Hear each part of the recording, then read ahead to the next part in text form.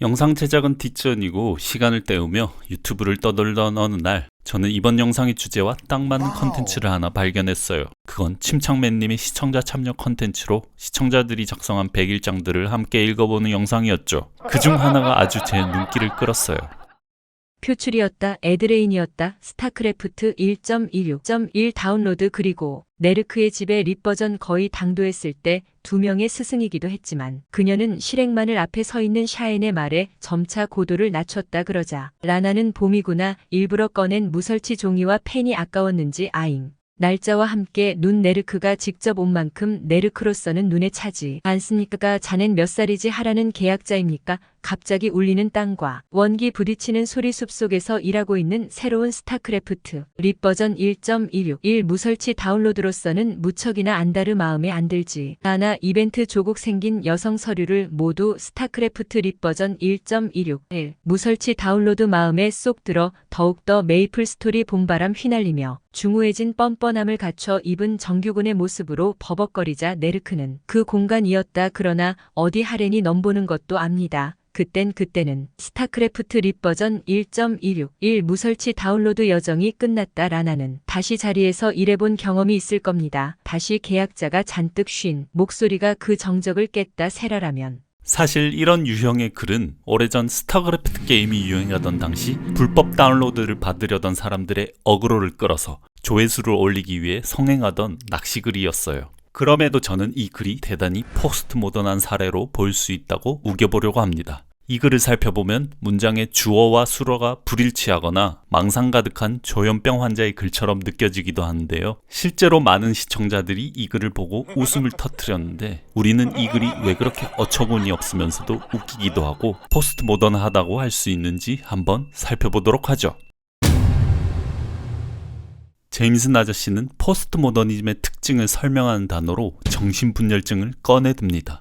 이건 프랑스 정신분석학자 자크 라캉의 이론으로부터 빌려온 거죠. 혹시나 오해할까봐 미리 말씀드리자면 포스트 모던 예술가들이 의학적으로 정신분열증자라고 말하는 것은 아닙니다. 단지 심리학적 용어를 빌려와 포스트 모던 현상을 설명하기 위한 개념으로 이해하면 될 것 같네요. 결론부터 말하자면 라깡은 정신분열증을 의미사슬의 와해라고 말했습니다. 뭔가 말이 어렵죠? 차근차근 알아보도록 하죠. 이걸 이해하려면 소시르의 구조주의 언어학에 대한 배경 지식이 조금 필요합니다. 정신분석학인데 웬 언어학이냐고요? 라깡은 프로이트의 정신분석학을 언어이론으로 변환시키면서 대대적인 혁신을 이뤄냈기 때문이죠. 그럼 소시르의 기호학에 대해 맛보기만 알아보고 넘어가도록 하죠. 구조주의 언어학에서 언어의 기호는 기표와 기의로 나뉩니다. 사과를 예로 들어볼게요. 과일 가게에서 사과를 사려 하면 우리는 사과라는 대상을 가리키기 위해 사과라고 입으로 발음해야 합니다. 기표는 이처럼 사과라는 음성, 사과를 그린 그림, 사과라는 글자 등 현실의 대상을 가리키는 언어의 물질적이고 감각적인 성질을 말하죠. 반면에 기의는 비물질적인 것인데 우리가 사과를 머릿속에 떠올릴 때 연상되는 이미지, 의미, 즉 개념입니다. 사과를 가리킬 때 사과라고 말하는 게 당연한 거 아니냐고요? 소시르의 언어학이 혁명적인 이유는 앞서 살펴본 기표와 기의 사이의 관계가 당연한 게 아니라 자의적인 것이며 서로 1대1 대응 관계가 아니라는 점을 밝혔기 때문이에요. 사과가 사과인 이유는 무엇일까요? 사과라는 글자 속에 사과 향이 나거나 사과 맛이 나나요? 아니죠. 사과라는 단어는 그저 빨갛고 달콤한 과일에 붙인 자의적인 이름일 뿐이죠. 그런데 방금 제가 사과는 달콤한 과일이라고 설명했어요. 그럼 과일은 무엇일까요? 나무에서 나는 단맛이 포함된 식용 가능한 열매죠. 그럼 열매는 무엇이고 식용은 또 무엇인가요? 열매는 나무에서 이처럼 사과의 의미, 기의를 알아보려 했는데 과일, 열매, 나무, 식용, 달콤한 등 끝없이 꼬리에 꼬리를 물고 또 다른 기표들로 이어집니다. 제임슨 아저씨는 우리가 머릿속에서 알고 있다고 생각하는 의미, 즉 기의는 이미 우리에게 주어져 있는 것이 아니라 마치 사슬처럼 무수히 이어지는 기표들의 연쇄작용에 의해 생겨나는 의미 효과라고 말합니다. 그런데 이 의미작용을 가능하게 하는 사슬이 끊어지면 어떻게 될까요? 라깡은 바로 그때 정신분열증이라는 증상이 나타난다고 말합니다. 중국 우리는 태양으로부터 세 번째 세계에 산다. 3번 무엇을 해야 할지 아무도 말해주지 않는다. 우리에게 세는 법을 가르쳐준 사람은 매우 친절하고 있었다. 언제나 떠날 시간이다. 비가 오면 당신은 우산이 있거나 없다. 바람이 불어 당신의 모자를 벗긴다. 태양은 또 떠오른다. 벌들이 자기끼리 우리 이야기를 하지 않았으면 차라리 좋겠어. 차라리 우리끼리 이야기를 하면 좋겠어. 너의 그림자보다 앞서 달려가. 적어도 10년에 한 번씩 손으로 하늘을 가리키는 누이는 좋은 누이이다. 풍경에 동력이 달렸다. 기차는 자신이 가는 곳까지 너를 데려다 준다. 물 위의 다리들. 사람들은 넓은 콘크리트 길을 따라 뿔뿔이 흩어져 비행기로 향한다. 당신이 실종될 때 당신의 모자와 신발이 어떤 모양일지 잊지 마시오. 공기 중에 떠도는 말조차도 파란 그림자를 만든다. 맛있으면 먹는다. 나뭇잎이 떨어지고 있다. 지적해줘. 제대로 된 것을 골라. 야, 그거 알아? 뭔데? 내가 말하는 법을 배웠어. 대단한걸? 머리가 불완전한 사람이 울음을 터뜨렸다. 인형은 떨어질 때 무엇을 할 수 있을까? 아무것도 못해. 가서 자. 넌 반바지가 잘 어울려. 그리고 깃발도 멋있어 보여. 모두가 폭발을 즐겼지. 깨어나야 할 시간. 그러나 꿈에 익숙해지는 게 좋아. 이것은 샌프란시스코 시인 집단, 소위 언어 시파 혹은 신문장파로 알려진 집단에 속한 시인 페럴먼의 시입니다. 이 시를 정치적으로 독해한다면 제목에서 드러나는 것처럼 중국이란 국가를 다룬 시로 당시 소련과 미국이라는 두 패권 국가 사이에서 3인자로 부상한 중국을 가리키고 있는 것처럼 보입니다. 하지만 실제 이 시의 문장들은 작가가 차이나타운을 산책하다가 우연히 발견한 사진첩에서 아이디어를 얻은 거였어요. 각 사진들에 달린 표제들을 인용해서 작가가 쓴 시라고 보는 것이 타당하겠죠. 그런데 이 시만 접하는 우리로서는 문장들이 가리키는 그 사진들을 본 적이 없죠. 그래서 이 시는 우리가 보지 못하는 이미지, 부재한 텍스트를 지시하고 있는 셈이죠. 그럼 다시 침착맨님의 100일장의 글로 돌아가 볼게요. 무엇이 표출되었지? 어드레이는 뭐지? 갑자기 스타크래프트? 네르크? 샤엔? 갑자기 봄?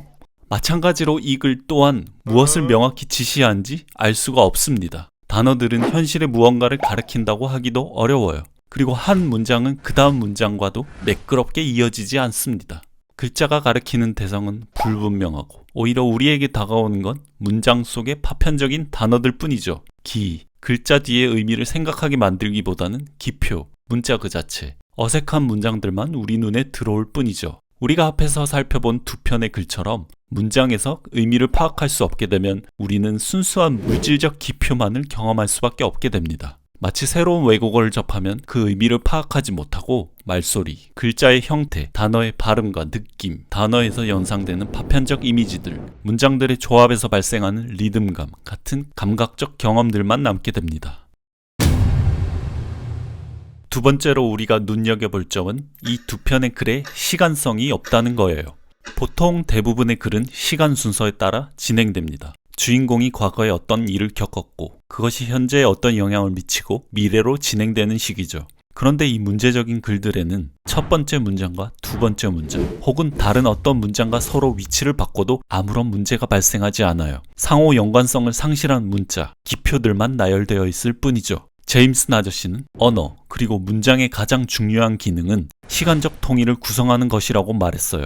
일기를 써본 사람이라면 모두 알다시피 오늘 한 일과 어제 한 일, 그리고 내일 할 일이 뒤섞이면 그건 일기가 아니라 뒤죽박죽 혼돈의 아무 말 대잔치가 되겠죠. 즉 우리가 문장의 과거와 현재와 미래를 통일시킬 수 없다면 우리는 자신의 생물학적 경험이나 심리적 삶의 과거와 현재와 미래를 통일시킬 수 없게 됩니다. 과거, 현재, 미래의 시간을 구성하는 이 기능을 상실하면 이 100일장의 글처럼 상호 연관성을 상실한 낱말들, 기표들의 조각들의 형식 속에서 정신분열증을 만나게 되는 것이죠. 제임슨 아저씨가 보기에 개인의 정체성은 과거와 미래가 그 사람의 현재와 시간적 통일성을 이룰 경우 나타나게 되는 효과라고 말합니다. 따라서 의미사슬이 와해된다면 정신분열증 환자는 순수한 물질적 기표만을 경험하게 된다고 말하죠. 더 정확히 말하면 과거 또는 미래라는 시간이 없는 상태, 상호 연관성이 없는 일련의 순수한 현재들만을 경험하게 된다는 것이죠. 오직 현재만을 경험하는 사례를 찾아보자면 크리스토퍼 놀란 감독의 영화 메멘토 속의 주인공이 적절할 것 같군요. 이 영화 속 주인공은 10분이 지나면 이전의 기억을 모두 잃게 되는 단기 기억 상실증에 걸린 사람입니다. 주인공은 망각하기 10분 전 자신이 기록한 과거와 아무것도 기억하지 못하는 현재를 통일시켜 보려는 부단한 몸짓으로 점철되어 있죠. 이처럼 현재만을 경험하는 상태는 현실감의 상실, 불안감을 가져다 주겠죠. 하지만 이 경험을 긍정적으로 표현한다면 모든 것이 새로움으로 가득 찬 희열, 흥분이나 환각의 강렬함의 상태로 규정할 수 있다고 합니다. 오직 현재만이 있다면 모든 것이 새롭고 빛나는 순간들만 존재할 수 있겠죠. 수면 마취에서 깨어났을 때 오랜 시간을 함께 보낸 아내를 마주했지만 마치 처음 보는 여성을 마주한 듯이 아름답다고 고백하는 이 남편처럼 말이죠. 이전 영상에서 모더니즘의 주제는 고흐와 뭉크의 작품에서 표현된 것처럼 불안과 소외였다고 말했습니다. 하지만 포스트 모더니즘에서는 정신분열증적 희열이 불안과 소외를 대신하게 됩니다. 이와 같은 변화를 살펴보기 위해 도시 풍경을 다룬 모더니즘 작품과 포스트 모더니즘 작품을 비교하며 살펴보도록 할게요. 먼저 모더니즘 작품은 도시의 적막함을 포착하는 에드워드 호퍼의 회화, 그리고 20세기 초 산업화된 미국의 중서부 풍경을 담아낸 찰스 실러의 작품입니다. 모더니즘 작품답게 호퍼의 그림에는 도시 풍경에 대한 작가의 주관적 정서가 묻어나며 실러의 작품에는 작가 자신만의 엄격한 모더니즘적 회화 형식의 문법이 담겨 있죠. 반면 1960년대 말 미국에서 등장한 포토리얼리즘은 마치 사진과 같은 사실적인 기법으로 작가의 주관적 감정이나 시각이 배제된 도시의 풍경을 그려냅니다. 모더니즘 작품에서는 도시의 정서를 자아내는 깊이가 중요했다면 포스트 모던 작품에서는 도시 풍경의 반짝이는 표면이 대두됩니다. 모더니즘 작품이 그리는 대상은 그 안에 어떤 깊이를 가진 도시죠. 그런데 포토리얼리즘에서 그리는 대상은 도시가 아닙니다. 분명 도시를 그렸는데요. 정확히 말하면 이 그림의 대상은 도시가 아니라 도시를 찍은 사진 이미지를 그린 그림입니다. 그림 속의 도시는 실제 도시로부터 본뜬 사진을 다시 그린 것으로서 사진에 찍힌 실제 장소와는 상관없어진 허구의 이미지가 됩니다. 이미 한번 복제된 도시 이미지, 즉 시뮬라크르를 다루는 것이죠.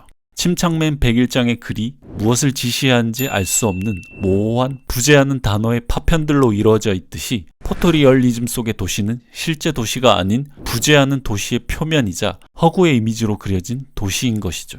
이 그림들 속의 건물이 어느 위치에 있는지, 어떤 이야기가 담긴 장소인지는 중요하지 않아요. 그저 반짝이는 그림의 표면만이 중요한 것이죠. 이와 같은 공간에 대한 시각의 변화와 더불어 포스트 모던에서는 인간의 몸에 대한 시각도 변화됩니다. 두웨인 헨슨의 이 조각상은 실제 사람을 본뜬 후 채모까지 세심하게 심은 극사실적인 조각 작품이죠. 만약 우리가 미술관에서 이 작품을 실제로 마주하게 된다면 어떨까요? 실제 숨을 쉬고 온기를 가진 사람이 아닌지 의심이 들지 않을까요? 그런데 문제는 더 심각합니다. 이 작품으로부터 눈을 뗀 후 미술관을 배회하는 다른 실제 사람들을 보게 되는 순간 그 사람들 또한 방금 본 폴리에스테르로 만든 인간 비슷한 사물처럼 보이게 되는 것이죠. 자신만의 고유한 정체성을 가진 인간과 이 세계는 그 깊이를 상실하고 번들거리는 표피, 진짜보다 더 진짜 같은 가상의 이미지들이 되어버립니다. 그렇다면 왜 우리는 도시를, 인간의 몸을, 더 나아가 세계의 깊이를 잃어버린 껍데기, 표면만을 바라볼 수밖에 없는 것일까요? 다음 시간은 그 이유들을 살펴보도록 할게요.